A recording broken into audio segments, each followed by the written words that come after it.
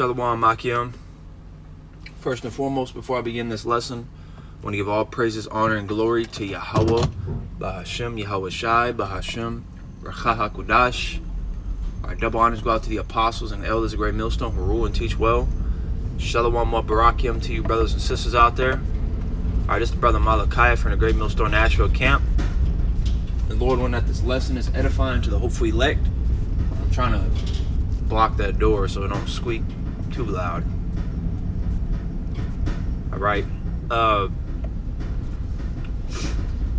What I had, well, obviously, tell in transit lesson, heading to work now.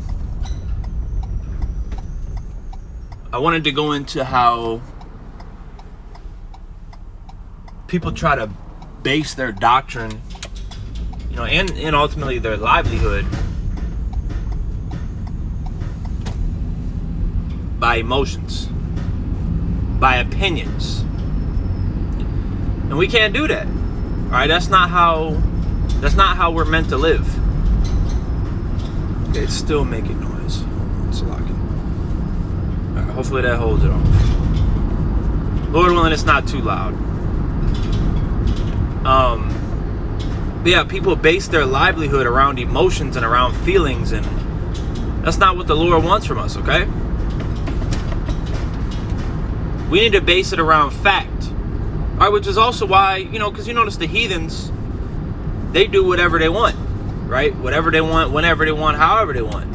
Well, our lives aren't meant to be like that, which is why we were given a law, all right, which Baruch 4:1 tells us that if we separate from that, we will die. We're not supposed to live like the heathens, all right? What is that? Jeremiah 10:2, fall not the way of the heathen.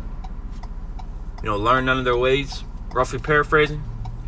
So we have rules and regulations that we need to abide by as Israelites. You so-called Negroes, Latinos, and Native American Indians, along with the speckled bird, you can't live however you want. All right, so I got this definition up here for emotion, and I'm going to read down there, which, similar words, feeling, sensation, sentiment. All right, it says instinctive or intuitive feeling as distinguished from reasoning or knowledge. As distinguished from reasoning or knowledge. Okay, so it's just all about personal feelings, how you feel, I think, no, there ain't no you think. That's not how it works, man. Now obviously we can have opinions in terms of outside of the scriptures. All right, you might like this food better than that food. You might like this color better than that color. You might not like that genre of music. Right, but when it comes to the scriptures, when it comes to the doctrine, when it comes to the breakdowns, there's no I think, I feel, well, maybe. No, there is and there isn't. Right? You got to rightly divide the word of truth.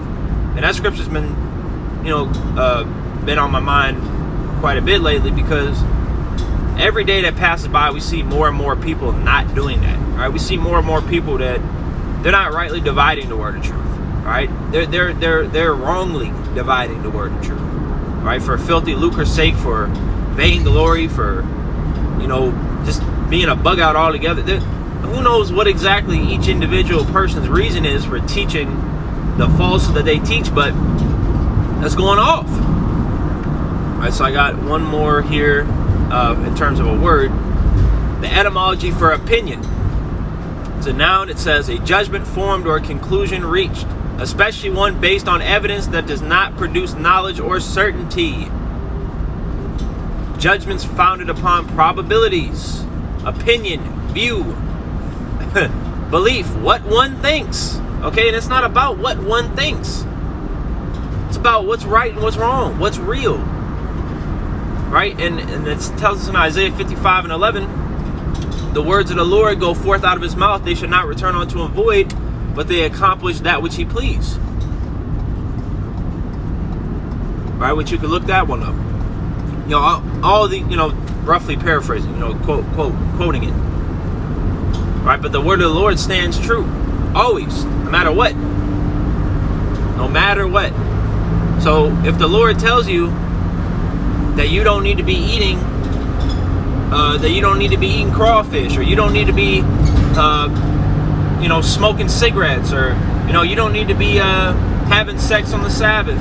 You can't just pull up one day and say, well, you know what, I think that I can do those things. No, that's not how that works. Well, I don't think that pork is really that unhealthy for you. That doesn't matter, right? Which first of all, it is. Second of all, that doesn't fucking matter. It doesn't matter what you think. Okay, what did the Lord say? That's all that matters at the end of the day. The word of the Lord, what He said, is what matters. We're not worried about how you feel about it. That even goes for the law on seizure. All right, you know what I'm talking about. That even goes for the law on seizure, man. Well, I don't agree with that. Nobody cares. Look, I don't give a fuck what you think, because the Lord said that's how you handle that. The Lord said not to eat this, not to eat that. I'm going to listen to what He says, because He's the one He's going to judge at the end of the day. He's the one that we're trying to please. Right? Sirach 12, or not Sirach, Salakia. Ecclesiastes 12 and 13. Fear God and keep His commandments, for this is the whole duty of man. That's the whole purpose of us being on the earth, as Israelites. Now, Salakia, I'm really sorry for this door. I put this pair of clothing to try to block it from making that freaking squeaking noise. Hopefully that holds it. It never lasts, though. This is well,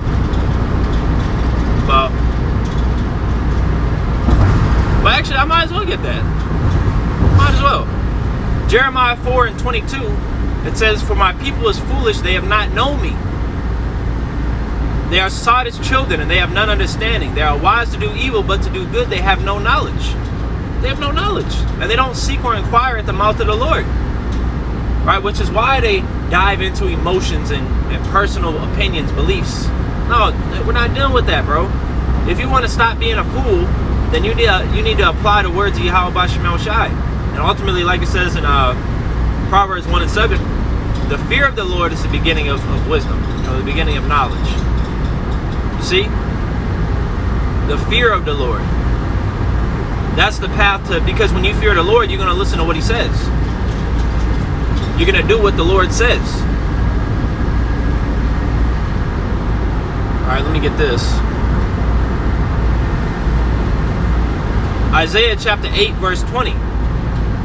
To the law and to the testimony, if they speak not according to this word, it is because there is no light in them.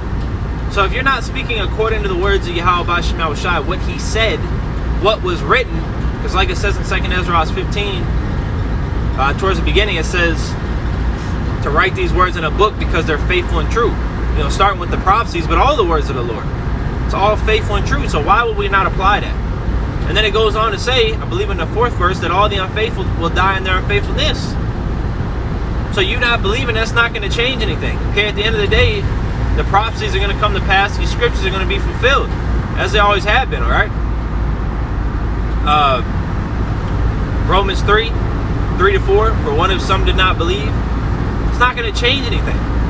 No matter what you say, how you feel, the word of the Lord stands true at the beginning, middle, and end of the day.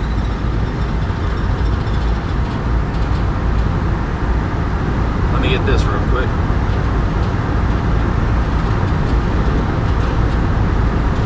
Sirach chapter 3 verse 24.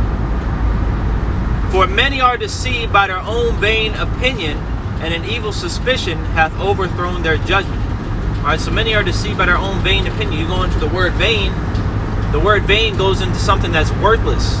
So it's without value. There was no point. Okay? And that's exactly what it is. It's a vain opinion because nobody cares. Okay? When the apostle and elders on down to us younger brothers, when we teach you scriptures, we don't bring in opinions, man. Alright? We bring out facts. America's going to be destroyed by thermonuclear missiles. Thus saith the Lord. Boom. That's a fact.